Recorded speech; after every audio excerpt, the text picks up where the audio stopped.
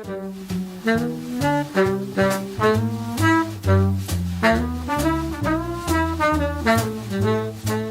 everybody, this is episode 3, and I'm really glad because this time you get to meet somebody that went to acting school with me at the neighborhood playhouse. She was, of course, a year below me. However, she was very, very famous in the school.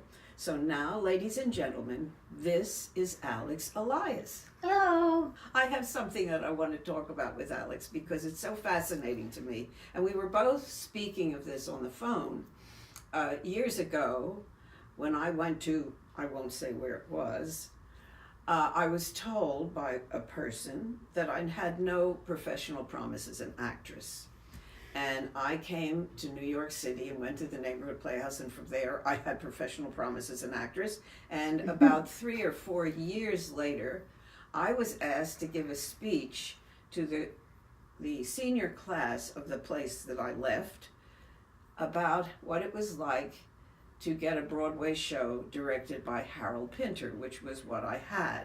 Now, Alix had a very interesting experience, and I'm going to turn it over to her because of the speech teacher at the neighborhood playhouse. So Alix, here you go. Oh, well, you just can't take other people's opinions of what your potential is, especially as in the acting world.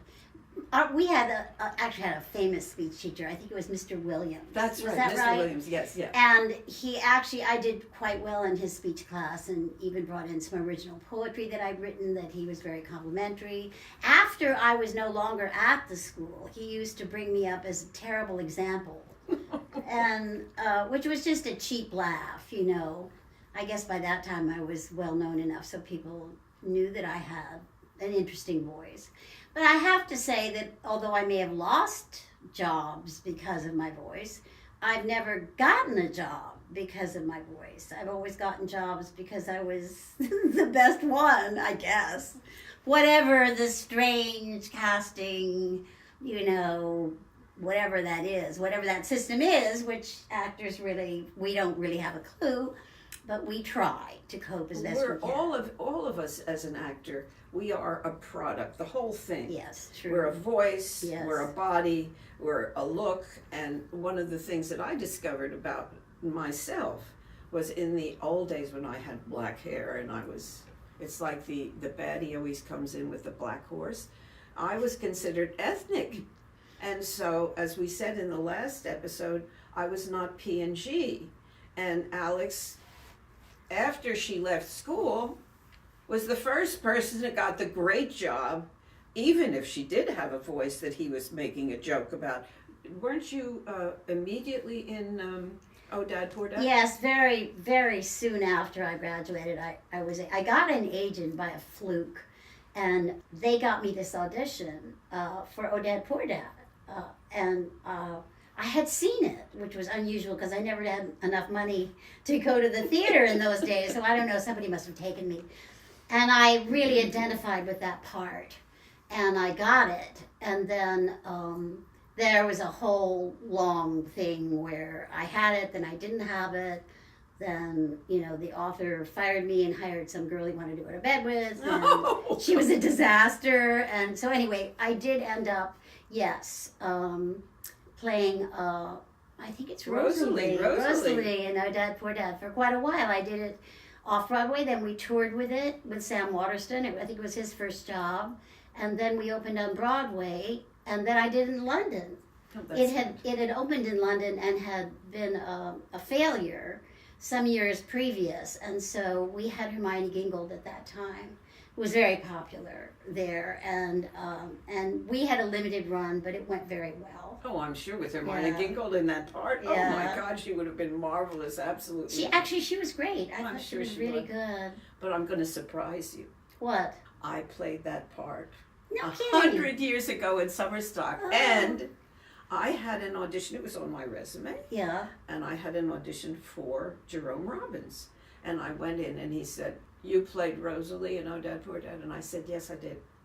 "You played Rosalie in Oh Dad, Poor Dad?" I said, "Yes, I did." He said, "You played," and I thought, what does he want from me? He was a fiend. He was. Did you work with him? I worked with him once when they were putting me into the show. I was actually directed by the stage manager. He's a really nice guy. I forget his name now. And at some point they brought Jerome Robbins back. And, you know, he would pick on people that he thought were weak or helpless. People that were understudies, people playing small parts, you know, and I was quite young. And so he was just as nasty as could be. But I stood up to him. Good. What did you say? What'd you do? I just stood up to him. I wouldn't cry. And I just, when he saw that I was giving him resistance, he stopped it and he left. And He left? He left. I mean, he left soon after, like he didn't continue with, you know, going through every single, you know, line, I guess. I had already been playing it. Now that I think about it, I'd already been playing it for a week or two. And I had a really good grip on that part. I just had a sense of it. You know how you do sometimes? And so he wasn't able to intimidate me or make me cry, and I've always loathed him. There were so many people But who he felt was that way. neurotic, you know. Very. Some people loved him. Sandra Lee, crazy about it. She thought he was the greatest thing since sliced bread. So, but she was a dancer. And you know, Exactly. dancers are used to being treated really badly. Absolutely. It's They just need a amazing union. because there was another person who told me about, oh God, now I can't remember. I remember we went to an audition and he was so terrible.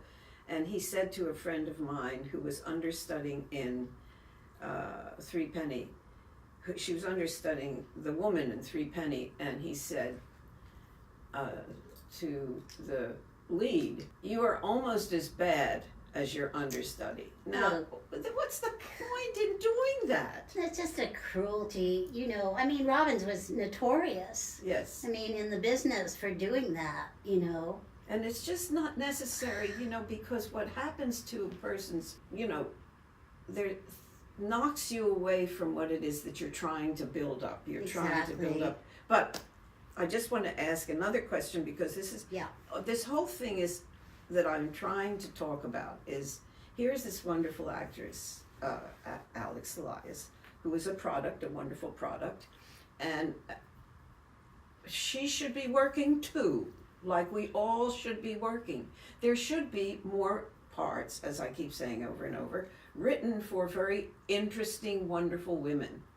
So, you did, I want you to tell about your experience with All in the Family and then what you got in California. Oh, yeah. Well, I've had a couple of near misses of really big jobs, and one of them was All in the Family, right? Mm-hmm. And they were going to shoot it here, and it was a remake of an English series that had been a big hit in England.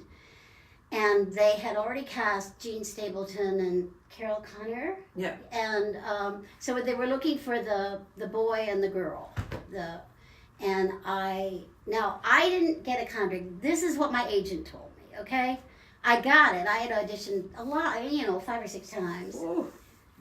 My agent told me that they cast me as the daughter that Sally Struthers played, and Jimmy Woods as the That's the husband. most amazing thing, Jimmy Woods. I And can't yeah, I mean, but that's what I was told. But they decided at the last minute that what they would do is they'd do it in California.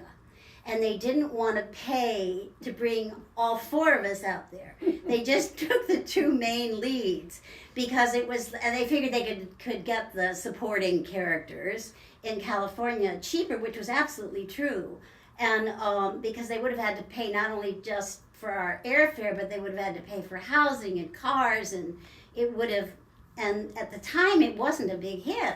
You know, it was just kind of a shot in the dark. But I was out in California. I started commuting sort of almost to California, doing a lot of television. I never worked for Norman Lear. And I thought, well, if I was good enough the first time, why not get it?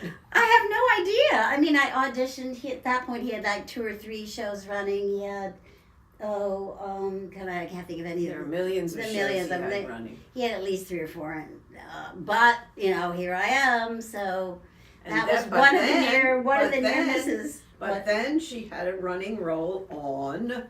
Oh, well, eventually, I was doing a lot of one-shots on various sitcoms, and eventually I ended up with John Ritter on his series Hooperman. What are you again, Harry? Libra? Virgo. Virgo. So be cautious in money matters and don't do anything reckless today. Well, I appreciate the input. I mean, that was kind of a semi-hit because what happened was we shot this terrific pilot, and then, what's his name? Steven, whatever his name. Spielberg? No, not Spielberg. I wish. No, the one who did Hooperman, and he also did, I don't you know, the police procedural, which was groundbreaking and all that. Anyway, he had a fight with his co-writer, which was so bad that he fired her, and we never had another head writer because he had another series which was a hit already, L.A. Law, I think it was. Oh, yeah. wow. And so we never got a head writer that could really connect with what we were trying to do, which was a dramedy. They wanted it to be both funny and serious at the same time. And they couldn't find somebody who could do that. Bochco. Bochco could do it. And the co-writer was a woman. And she had written my part. And she was the one who was really clued into this character. You know that bimbo that Mr. Stern's been boinking? She's outside, in the squad room, in the lockup. She made her one phone call to him, and if you want to know what I think she's trash. Thank you for your time. And I loved it, but we could never get that back because, you know, when you lose the creative people, the creative thinking, you know, it's really hard to replace that. So we lasted for, I think it was 2 years. And which was pretty good time. Not too bad. If we'd done 3 years, I would be set for life because then it gets, you know, that's when you start making the real money and it's revived in a better way and so on. But John Ritter wanted to be a movie star, so he didn't really want to stick with the series, and he was an executive producer or whatever it is. So he left to be a movie star, and that didn't quite work out. I mean, he made a couple of movies, but he never had the kind of celebrity and success that he'd had in television. It seemed like television was really his medium. And by that time, it was years later, so there was no point in reviving it. And I sort of everybody went on to other things. Well, I also want to know, when did you marry Dick? Oh, my husband, Richard Marshall. We were acquainted as children. I met him when I was actually 12. Oh, it's so nice to see you. Do you remember that song you used to sing to me? The happy song? Oh, it's a happy day. Yes. The sun is shining.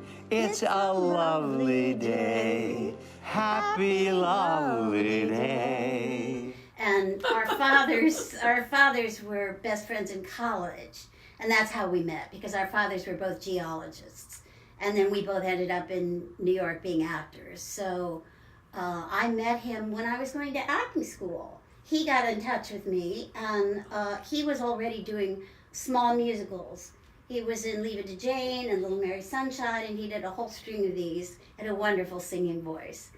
And we had a brief affair, which ended badly, unfortunately, and then I didn't see him for like 25 or 30 years, and then we ran into each other on in the Jefferson Market grocery store, and he came up behind me and pinched me, and I was furious. I was so mad, and I got out. I was shaking all over. I got out to the street, and I thought, wait a minute, Alex, what's the matter with you? Why are you so upset? So I thought, there's some unfinished business here. I should call him, and we should have a talk. So I went home, and I looked in the phone, and we had phone books in those days, or information. Anyway, he had the same phone number, which was a surprise. And the next day, I ran into him on the street, and I said to him, I was going to call you. Look, and I showed him in my book where I'd written his number, and he burst into tears, and Really? We were inseparable from then on. Although I was still going back and forth to California. I would go to California essentially for pilot season, which would be anywhere from 3 to 6 months, depending on what was going on. And so I started taking him with me, and he got some. He was a very castable type, a really good type. Older leading man type. And there's a lot more roles for older leading men than there are for older leading women. That's what I'm trying to say all the time. It's so amazing. You know, there are now more. So we got a couple little jobs, but then for health reasons, we ended up essentially relocating. I mean, I never gave up my New York apartment, thank God. Because that's another thing that actors have, this situation where they have to live out of town or something. Well, you have to just pray. And the other thing is that when the pandemic happened and when the strike happened, we couldn't really do work. And now, for some reason, I mean, I've been auditioning recently, but not a lot. And it seems to have been quieter than it has been before. Don't you feel Well, I just had a meeting with my agents, and that's exactly what they said. They said things are quieter. They said that they're now accepting auditions for roles that they wouldn't have, like, whatever. I can't figure out what's co-star and what is it? It's something where it's more prestigious to have one type of acting job on television than another. And but now they're doing better. And I said, look, you know, a lot of roles for older women these days are small. I'll take it. Or they have, Go ahead and submit me, Right. you know? They have Alzheimer's, or they're part of No, they have Alzheimer's. or they're yeah, dementia or something else Yeah. like that. I mean, I just, it's amazing. I'm going to be 84 years old, ladies and gentlemen, in case you want to put it in your book. On May 25th, you can give me a birthday party. Anyway, I am going to be 84 years old. I don't look like what we used to think 84 was all Right. about. We thought of 84 was like this. Yeah. So, anyway, I'm sent up for some things from, I guess, early 70s until 90 or 95 or whatever it is. There are more women directing and writing, and I think that's a real help. I think that they use more women. I mean, I just got this little job on this. Did you hear about that? No. Okay, I got this job, right? I got this job on this film that was starring and produced by Amy Schumer. Yeah, I know. So it wasn't in the script. They had an idea and they thought they would write this little scene. They hired 3 of us to be, quote, angry New Yorkers. Of course. So, I mean, why I got this role, I have no idea. I'm not even from New York. But fine, we'll give it a go. We show up. They don't have a costume for me. I mean, I don't want to go on and on. But there were a lot of things that just didn't seem right. And so I wore my own clothes, which they have to pay me for. Yeah. And there was no lines, but we were assured that they would write them for us. And then we got to the point where the scene was supposed to take place. And we were like way in the background. We were like background. And then they shot, and then it was like 6 days out of a 9-day period. They never shot my scene. I never was introduced to Amy Schumer or to the director, although a young man came up to me at one point and said, call them assholes. That was the only direction I got. So, just to explain without giving the plot away, which I know I'm not supposed to do, was a big stunt where there was a big crash, you know, with cars and stuff. And he wanted me to yell, you know, you stupid assholes. That's the line I came up with, you stupid assholes. And then I threw in, go back to New Jersey. I don't know whether they were from New Jersey, but I just said it. But I wasn't mic'd. Oh, So I think that I'm going to get paid for this How job. many days were you there? I was there over a 9-day period. I was there for 6 days. 6 Think of days. the check, my darling. Well, I don't know. We'll see. Well, they have to pay you if you were there and you had a call. Yeah. I will get some money. I understand from the other 2 actors that were in the same position I was that they're kind of nickel and diming them to not pay them But my agents will take care of it. They're good at that kind of stuff. Oh, I cannot believe But, this. This I is mean- crazy. You know? I mean, like, now there is a woman who is producing it as well as starring in it. Maybe she came up with this idea. We'll never know since we never met her. But I mean, this is so amazing. You know, we're in this crazy business jobs. and it's magical things happen to you and you think, what am I doing here? Certain directors think that they can just decide something and you have to do it or you go out. You don't get to rehearse enough. And No. how the costume was, Yeah. you had to roll across the stage in the wet. mm, And then you had to get up and run around, and I had never done that. And Yeah. it was but when you have a difficult person that you're dealing with, it's your problem as an actor to just smile, and if you need to be protected by something, you have unions. yeah. And that's It's true. exactly what I did. I went to the union instead of Yeah. saying, "Are you crazy?" I got fired when I got fired by T. Edward Ham. When I got the Odette Poor Dad, which was a huge break for me, and I had already been in it, you know, but the author wanted to hire this girl that he had designs on. Let's say, that's my opinion. And so the producer, T. Edward Hamilton, Yes, I remember him. he called me into his office and he started to cry. And he said, you know, we're going to have to fire you, but, you know, I want you to stay on as understudy. And I went, I mean, I never had a chance to cry because he was already crying. And I was like 20, you know, I was like, They get you when dumbstruck. I didn't know what to do. So I kind of went. and they I want got- you to come as understudy. And they wanted me to understudy. And then the stage manager, this fabulous stage manager, came up to me and said, Alex, he said, just stick with it. He said, it's okay, just stick with it. And I did. And, you know, this girl couldn't really cut the mustard, and they fired her, and then they had, by that time, they'd gotten another understudy. I can't think of her name. I think her name was also Alex, but it was Alex. And anyway, ultimately, I did. Actually, I have to say, I really honestly think I was really good in that part. And then we went off on tour. Yeah. Perfect for It was a you. wonderful part. Yeah. Strange, but wonderful. Yes. So anyway, so, you know, this whole thing about getting fired or getting pressured to do something you don't want to do, and the actors, we just have so little power, you know, and you don't want to let your pride get in the way of your job. I don't know what the answer is. I mean, I know people that have like left in high dudgeon and like, oh, I wouldn't do that, you know, and then you hear like they never work again, you know, but that's the fear.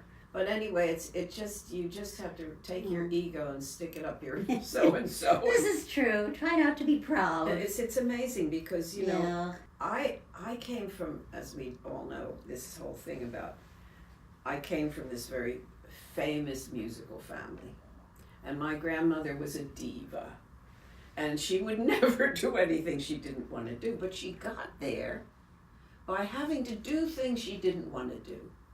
I mean, Yeah. her whole life was doing things she didn't want to do to get there. But I didn't know this part of it.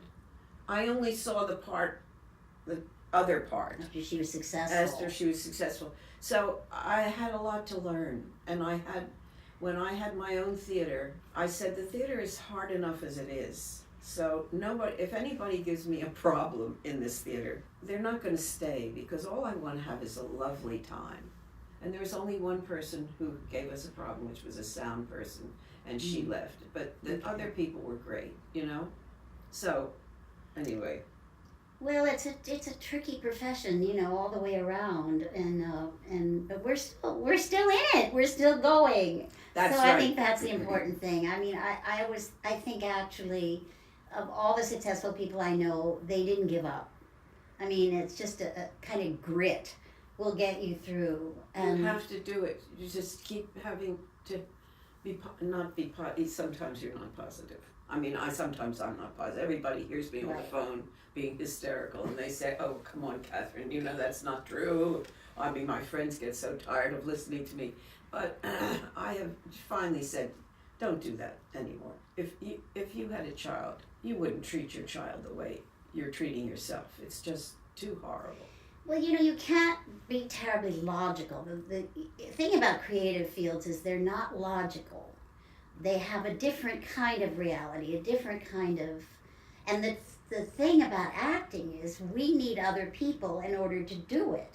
I mean, if you're painting or you're writing, you can lock yourself in a room and be your whole world, but we need to work with other people.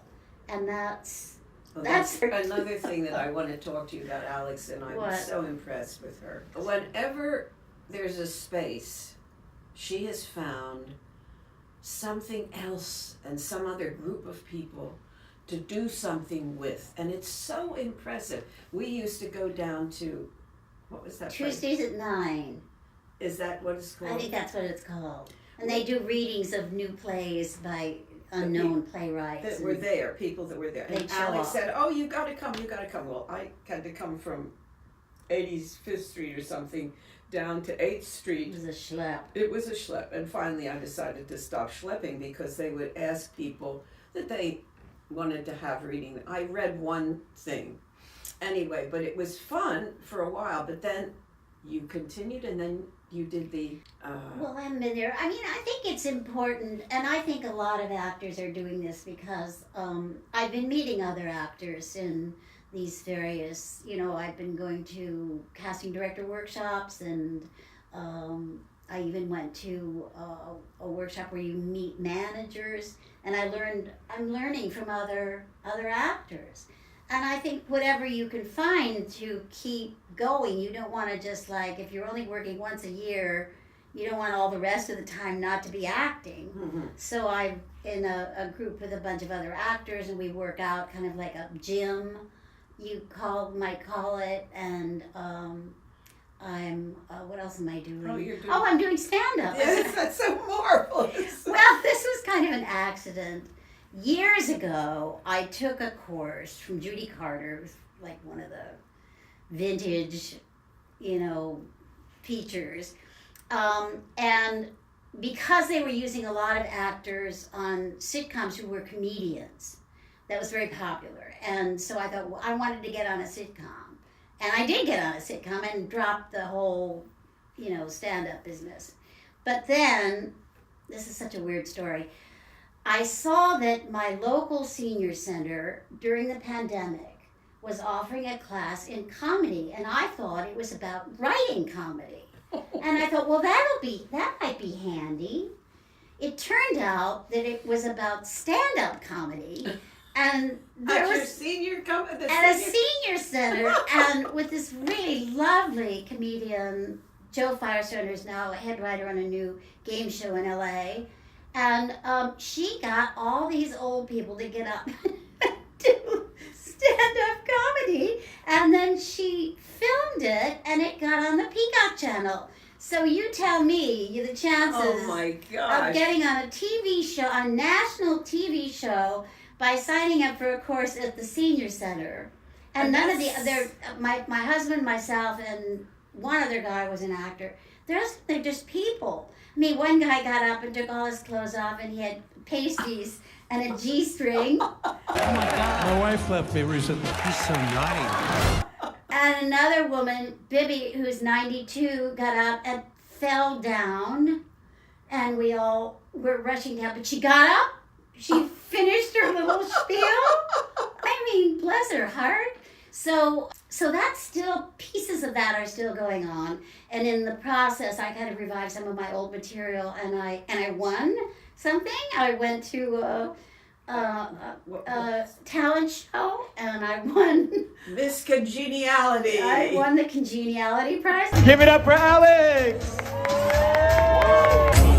I got a Dunkin' Donuts card for $5, and I mean... But look at this. I Yeah, mean, I'm performing. I'm this is performing so live. important because her creative juices are Yes. being used. Right. And the thing that impresses me so much about Alix is that she is constantly working. Now, maybe not For money. for money, but she's constantly creating the best of herself. And this is what we have to do. We have to constantly get off of ourselves of, oh, I'm not working. What am I going to do? Why my agent hasn't called me? No, your agent hasn't called you. Write a one-person show. Create work. Create something. And I keep thinking I should really write a one-person show about the internet, because that I don't know if I should tell this story or not. But anyway, when I get to do that one-person show about the internet, because I mean, there's so many things where they suddenly say, you know, use your MP3 PDF. What does that mean? I don't know what it means. Yes. I get to that point, I just go like, Peppy? Peppy! hello. What's up, Peppy? We have an audition and it says, use the PBF. What does that mean? Or anyway. We could go on and on about our not knowing anything. Yeah. I think I've told you this, but my dear friend who's 96 years old in Connecticut, and her husband died, and I started to call her every night. And turns out that she had to take care of all of the financial things and everything. And they said, just send it to us on the computer. She said, I don't have a computer. You don't have a computer? That must have stunned them. That stunned them. Well, with us, we have this wonderful experience. And also, you will be able to watch Alix very soon, because she's obviously going to be doing something. And if she does, Hopefully. if she does her stand-up, you should see it, because she's a riot. I am going to be at the 53rd Street Broadway Comedy Club on June 1st. Look at this! Yes, and I think it's at 7:30 or 8. But if you call up and if you use Alix, ALIX, when you're making a reservation, you get $5 off the ticket. Now, I don't know exactly how much it costs, but and then you have to buy drinks too. So I must say that Where is it again? it's on West 53rd Street, right off of 8th Avenue. It's called the Broadway Comedy Club, and it's the downstairs room. Oh. I had actually performed in a trio with my husband in the upstairs room. We did a show called, which I Bad wrote, for you. called Bad For You, which was all sorts of great songs about things that are bad for you, like smoking and drinking and illicit sex and high cholesterol food. And I saw that. you did. And I saw it at that place, I think. Oh, you might have, yeah. Yeah, I think I did. I think see- you did. I think I remember, yes. I was there. Yeah. Right. Now I know where it is. Oh, great. And Oh, they yeah. have it downstairs? They have the big downstairs, which is where they generally do the comedy. The guy who owns the premises is actually a comedian. I mean, his whole, the musical stuff is just kind of an afterthought. Mhm. They also do stand-up in the upstairs room. But I'm going to be in the downstairs room with a bunch of other With the comedians. stars. With the stars. And we'll see what happens. So, ladies and gentlemen, you will go see Alix Elias, and I'm so happy we had the opportunity of working with, having her here, because, It's my pleasure. I've known her for so long, and it is true. yeah. And all these people that I've been talking to, I've known for so long, and it's amazing what we have done. Amazing. And here we are, Here we are. happy to do more, if you like. So we'll see you on the 4th episode. Bye for now. Bye.